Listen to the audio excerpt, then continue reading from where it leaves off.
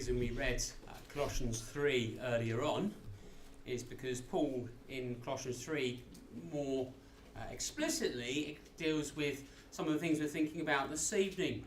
Paul in Colossians 3 talks a little bit more about slaves and masters, uncomfortable language probably for us culturally at present, but we know what that's meaning. It's not meaning slaves in the sense that we tend to think of them as those under severe oppression, but slaves certainly in New Testament times were often paid employees, and that's the sense in which we need to understand it. Even in Israel, back in the Old Testament, when God gave laws concerning slaves, there was a degree of care that was to be taken with them. It was more of an employment situation than simply someone that was held forcibly against their will. And Paul in 1 Timothy chapter 6, where we are this evening, speaks about slavery and masters, and we need to just be very clear about this. Paul is talking more about an employment situation. He is not talking about it in the traditional sense that we think of. Paul writes in 1 Timothy chapter 6, all who are under the yoke of slavery should consider their masters worthy of full respect, so that God's name and our teaching may not be slandered. Those who have believing masters should not show them disrespect just because they are fellow believers.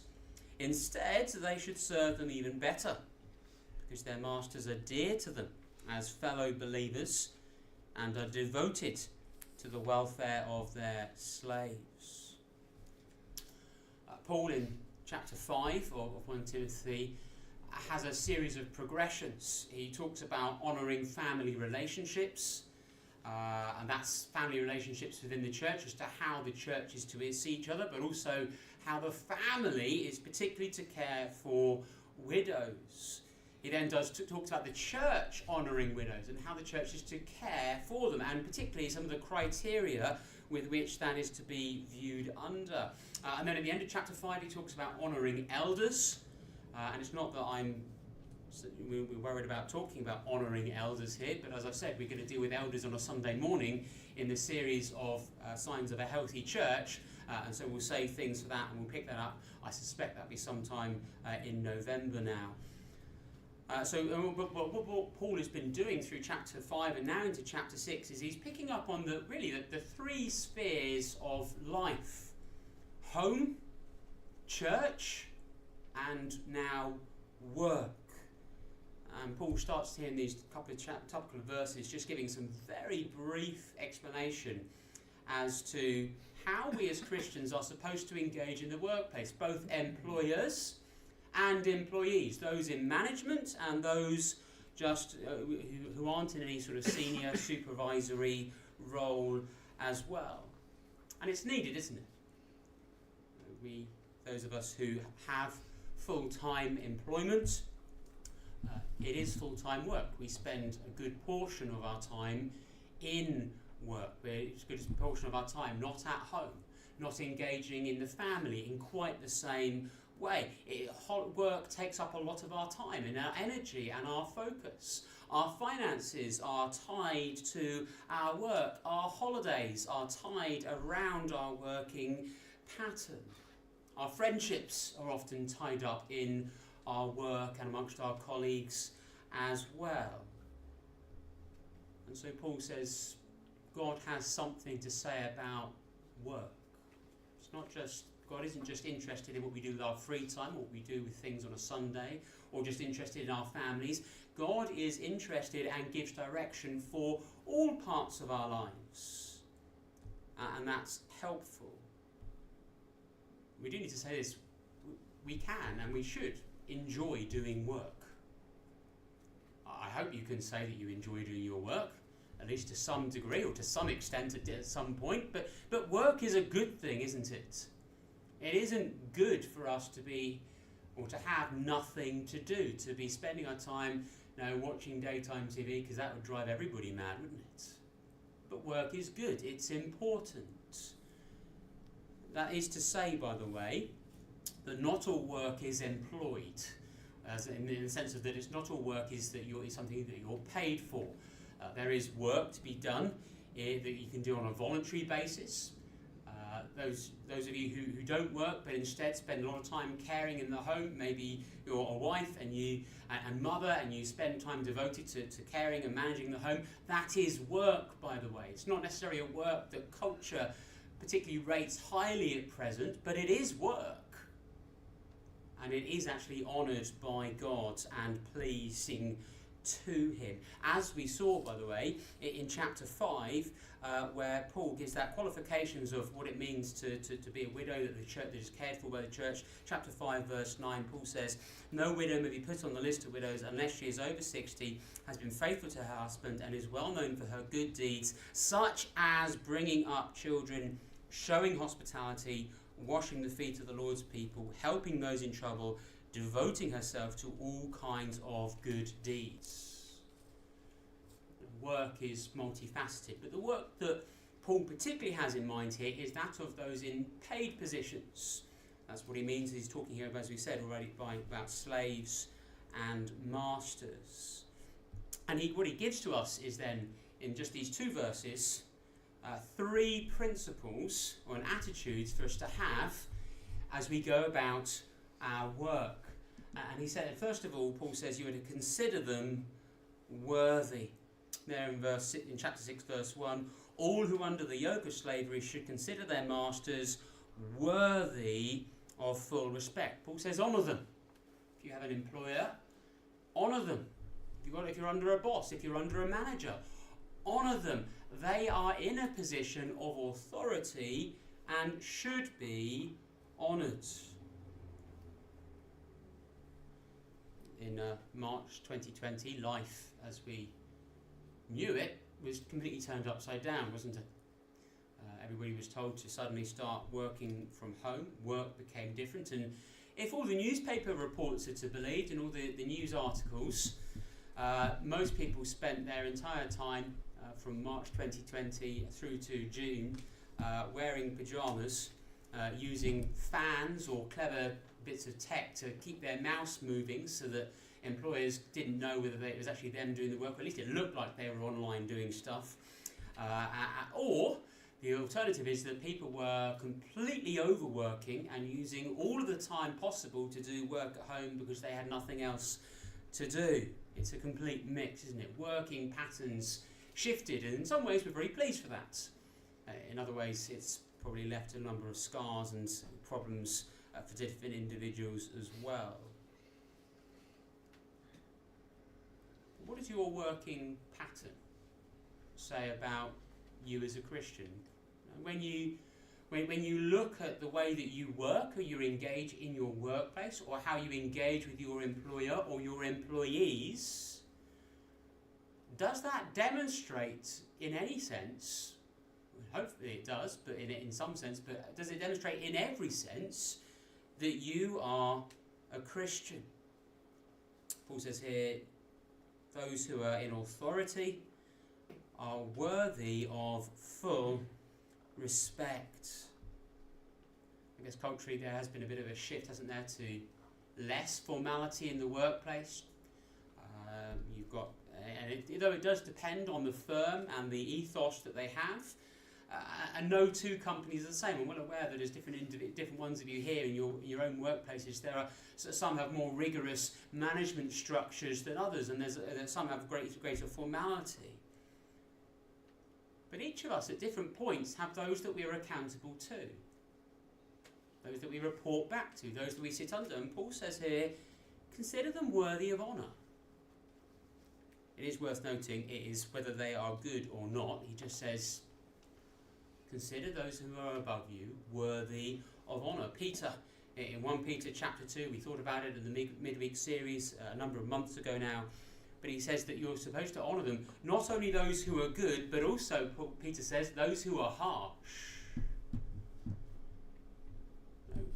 Paul says that again in Colossians 3, we read earlier.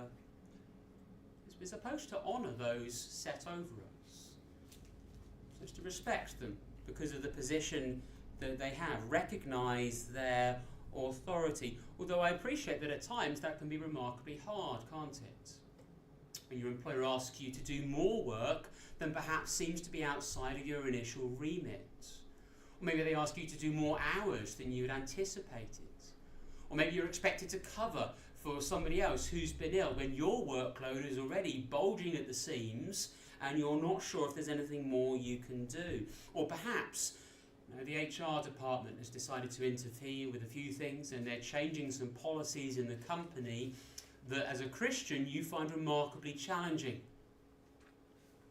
And Paul says, consider them worthy of full respect. Don't lessen your view of them. And we need to start asking, well, how do we do that? In some ways it's really obvious and we're very familiar with them, I suspect, but how do we do that? Well, first of all, we need to remember that work is good, as we said earlier. It is good. God gave to Adam and Eve in Genesis chapter 2, he said, your job is to work the ground. You're not to just go and spend your time relaxing in this beautiful garden that I've created for you. You are to do work. Proverbs chapter 14, verse 23. We read this, that all hard work brings a profit, but mere talk only leads to poverty. Or Ecclesiastes 9, verse 10 says, whatever your hand finds to do, do it with all your strength. Or 2 Thessalonians chapter 3, verse 10 says, if a man will not work, he shall not eat. Strong words in Scripture.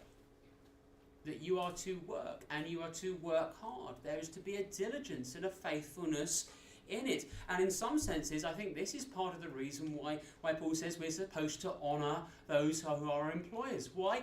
Because they are giving us the opportunity to carry out the biblical command for us to work. Working gives people a sense of purpose, doesn't it? Gives us drive, there's motivation. There is a good to be found in achieving tasks, in getting things done, in solving problems, in helping, in being part of community. It is all part of the good thing that work is. If you've ever been unemployed or looking for a job for a long stretch of time, how long was it before you realised that you had to do things? Probably the first couple of days of time off work is quite pleasant, and maybe even for the first couple of weeks. But then you need something to do, don't you? Occupy your mind, occupy your hands, something to keep you busy, something to give you motivation. And therefore those who do give you employment should be honoured, because they're giving you that opportunity to serve God. Practical things, as we mentioned, about considering, about making sure that we are doing the work allotted to us, knowing the company policies, being up to date, making sure that we're at least doing all that we're supposed to, not stealing paper clips and things like that. But there's a number of other things too, aren't there, in which we can demonstrate we're going to honour those who we're under or in the employment of. It's very easy perhaps to talk people down. I don't know what your colleagues are like, whether they're always moaning about the managers, or they're always moaning about the expectations of those set above them, but do we join in with that? Do we talk them down? Do we, Paul warns in Colossians 3 against slander. Is that something that might ever be accused of us as we think about those over us? We sort of belittle them in the face of other people at all. That's not honouring them, is it? That doesn't mean, by the way, that when we honour them that we always do exactly what they say. There is a limit, isn't there? Do we wear a rainbow on a lanyard or on a badge because it's something that the company has stated? Well, no. We go and talk to them, don't we? We go and if we have a disagreement, we're going to respectfully go and talk with someone. We go and seek to engage them and help them to understand why, as a Christian, it wouldn't be right for us to join in some of those certain signs and symbols. Sadly, it might even come to the case where someone like the Christian Institute needs to be spoken with, so that you might be able to find some extra help and support or backing to deal with an employer. In fact, actually, to honour your master, honour your employer, it means actually you disagree with them wisely. And you're not picking up on every single little thing that you're unhappy with and having a go and railing against it, but instead it's being wise. That doesn't mean, though, does it, that we stay in the same job year after year if you've got a bad employer and you put up with bad attitude and bad management and bad care year after year. There might come a point where you feel that you need to change your job. But it might also be that you have that for a season. That is something that the Lord calls you to bear. And in doing so, you demonstrate your gracious Christ-likeness as you still respect them, even if they do things and act in ways that aren't fully deserving.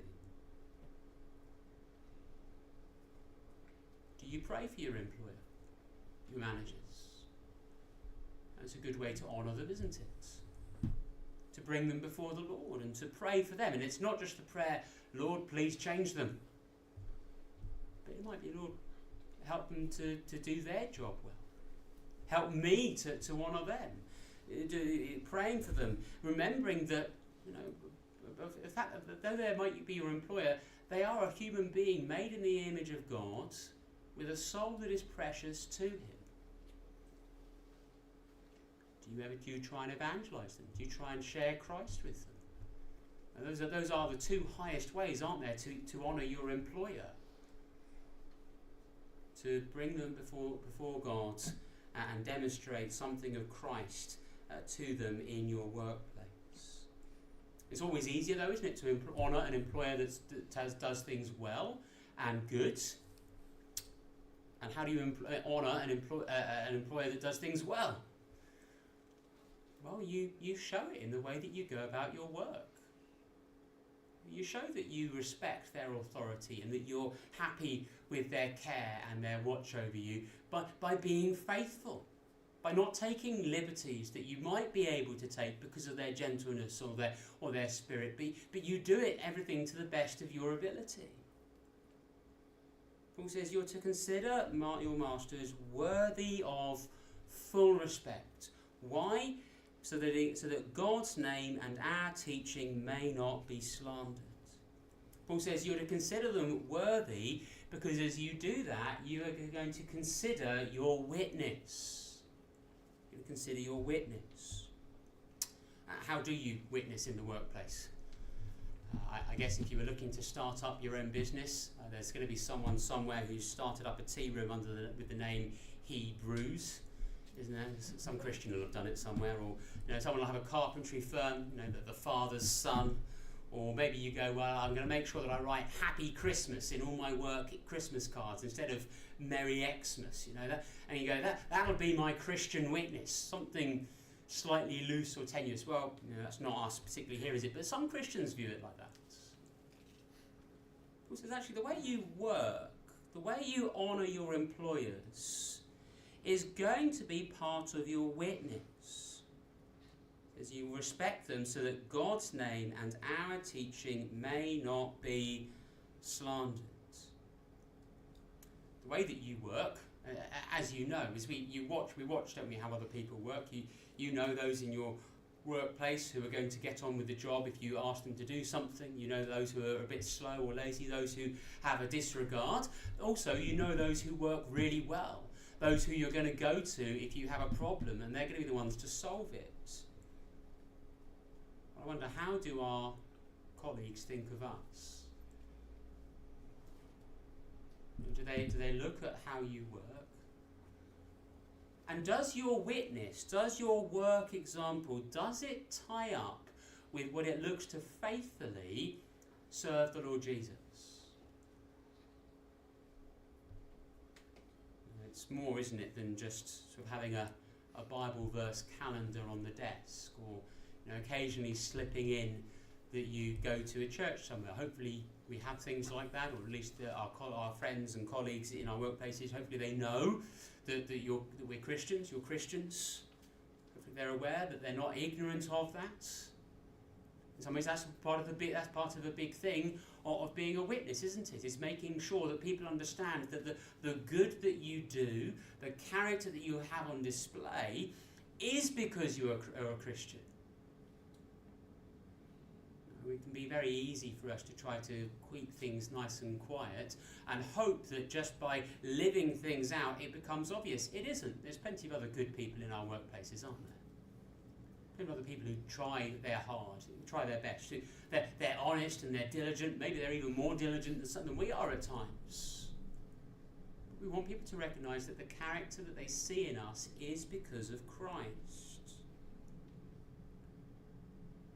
Truth is, every single one of us, we are a witness to Jesus, aren't we? For good or for bad at different points.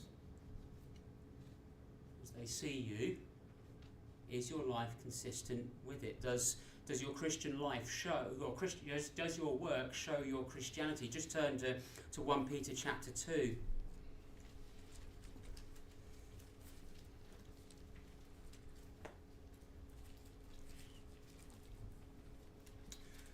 Peter chapter 2, and we'll read from verse 13, where Peter says these things: "Submit yourselves for the Lord's sake to every human authority, whether to the emperor as the supreme authority, or to governors who are sent by him to punish those who do wrong and to commend those who do right. For it is God's will that by doing good you should silence the ignorant talk of foolish people. Live as free people, but do not use your freedom as a cover-up for evil. Live as God's slaves, showing proper respect to everyone. Love the family of believers. Fear God. Honour the emperor. Slaves, in reverent fear of God, submit yourselves to your masters, not only to those who are good and considerate, but to those who are harsh. For it is commendable if someone bears up under the pain of unjust suffering because they are conscious of God." Peter says, what you do as a Christian is in your workplace. It shows that you are counted as belonging to God. Paul in Romans chapter 6 verse 13 simply says this: "Do not offer any part of yourselves to sin, because you're under grace."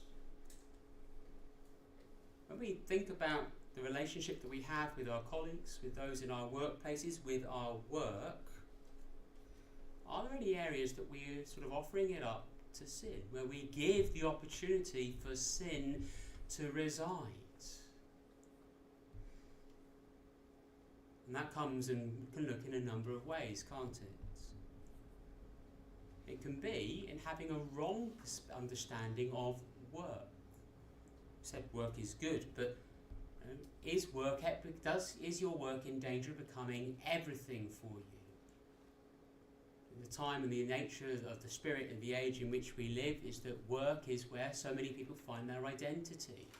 And when someone says to you, "What do you do?" you don't say, "Well, this is what I do in the home, and this is what I do in my church, and this is what I do in my work."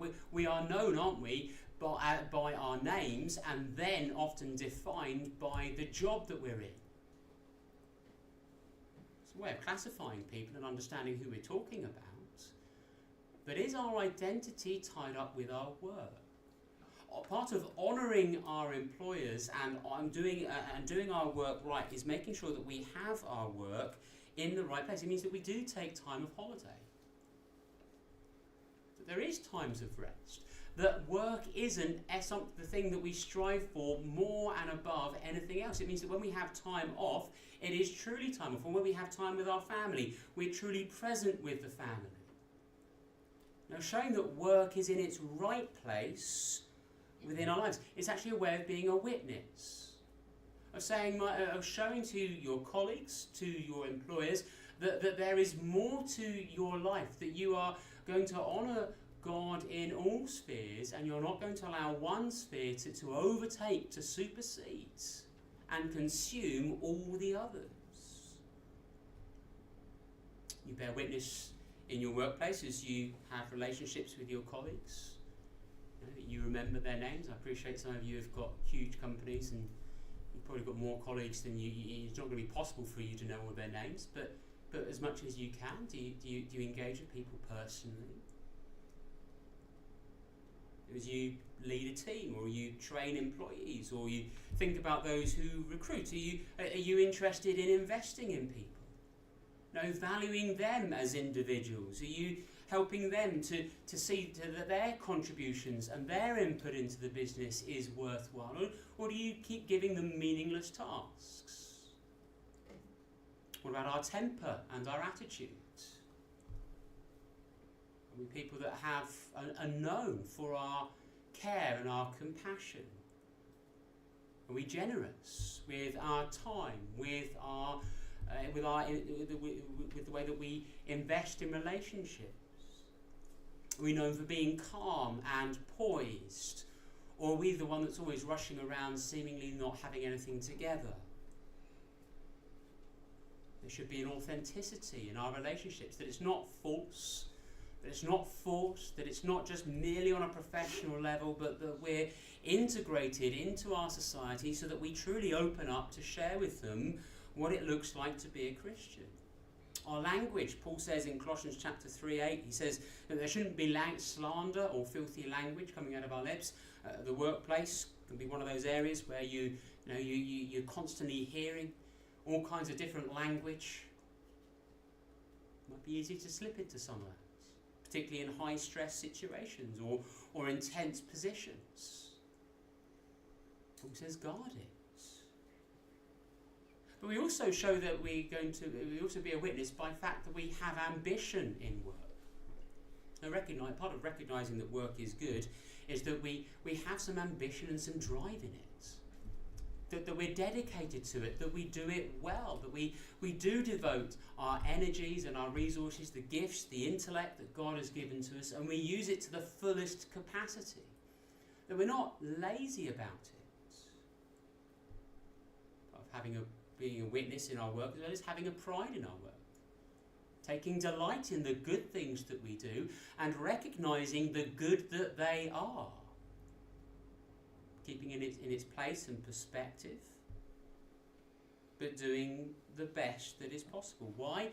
Because Paul says in Colossians 3 verse 24 that we are not working for the master, is it? We're not working for just our employer, we are working for the Lord. We're working to the Lord.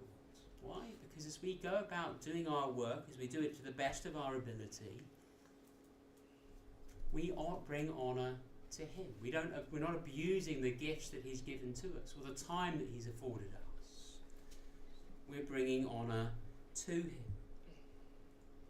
Paul says you're to honour the master, you're to do your work in such a way that God's name isn't slandered, but he also says there at the end of verse 1 that not only God's name, but also our teaching may not be slandered. How many of you perhaps at times come across the challenge of being asked why you as a Christian do something, but a Christian perhaps who'd previously been in the company didn't do something? Or maybe there's that compare and contrast. The way that we conduct ourselves in workplaces actually also helps to shape the way that non-Christians that you're around think of other Christians, how they think about the church, how they think about the Lord Jesus. If we're careless, slow, if we're haphazard in our jobs, well, what does that say about the Lord Jesus? If you're one thing on a Sunday and then another thing during the week, it says that the teaching of Jesus doesn't have an impact in every part of our lives, that there's part of ourselves that we can hold back and reserve from him. Having had contact with us, we want that our non-Christian colleagues, if they meet Christians in other places, that they will know that they're trustworthy and respectable, that they're serious about what they believe, and that it won't present other Christians in other places as they have opportunities to witness to them, for them to look at it and discredit them on the outset because of what they've seen in us. Paul says the way that we work, it's part of our witness to God. It's part of our honouring him. And it needs to be something that we give consideration too. And then thirdly, Paul says you're to consider the welfare. Consider the welfare. Paul goes on to say in verse 2 that those who have believing masters should not show them disrespect just because they're fellow believers. Instead, they should serve them even better, because their masters are dear to them as fellow believers and are devoted to the welfare of their slaves. I know not many of us this evening work for Christian employers, but sometimes, sadly, Christians in Christian employment have had a bit of a slow or a lax view with how their work should be. They go, well, I'm working for Christians. You know, it's a Christian family environment. Family are understanding, therefore we can be a little bit slow about things or lax on things. Or maybe if someone has you run your own business and you're employed by a Christian to come and do a work for them, and you know that they're a Christian. Paul says that those who you're working for, whether they're Christian or not, you're supposed to honour. But he says in verse 2 there, if they are a Christian, you should be working even better. He doesn't say do less work for Christians. He says, if you're working for a Christian, honour them more. Why? Because they are a fellow believer. Because there should be a real care for them. And what is it? Sometimes, sadly, Christians even have the attitude that if they're employing someone to do a work for them and they are a Christian, well, that they'll get an automatic Christian bonus discount. Well, that's not the way it's necessarily supposed to work. I mean, if someone decides to do that, that's between them and the Lord. But Christians should be paid fairly. There shouldn't be a disparity in that relationship. Sometimes, unfortunately, that's not always something Christian organisations have got well, and there's been a number of Christian organisations, particularly mission ones, in the last few years have been caught out in various things with slow accounts, outdated systems, policies that have been messed up and caught out, and it's just a mess, isn't it? And that's a shame because it brings dishonour in different ways. Paul says, particularly, if you've got a Christian employer or even a Christian manager, do better for them, because they're at the end of verse 2, they are devoted to the welfare of their slaves. Those of you who are in management positions, or those who have teams that you oversee, Paul makes the assumption here that you are devoted to the welfare of those who you employ. That means you might be seeking to take particular care of them. There's going to be a graciousness in the way that you deal with them. You're going to lead them, you're going to manage them well, you're going to help them to do their roles well, and you're going to have also a right expectation that they will do their work well. It's not that Paul is saying here you'll be interested in their welfare so anything will go, but you might, where you can, look to have an influence on company policy for the good of your employees. There's going to be an understanding in the way that you do things. You're not going to be asking them to do things that are pointless exercises. You're going to instead want to make sure that their contributions and their involvement in the business is seen as worthwhile. You're going to be interested in investing in them and helping them to develop. In fact, you're going to want to give them every reason to honour you as a manager and an employee. They wouldn't look at you and begrudge the management or the leadership that you've given to them. There's always going to be frictions, aren't there? There's going to be things that they rub up against and things that are going to be a bit of a battle perhaps, and that might be some of their own nature. But the point is, it's not about, there shouldn't be fault found with the way that you do things, or at least the way that you're striving to do things. As people look at you, do they see in the way that you manage the people underneath you that Christ has had an impact on your heart?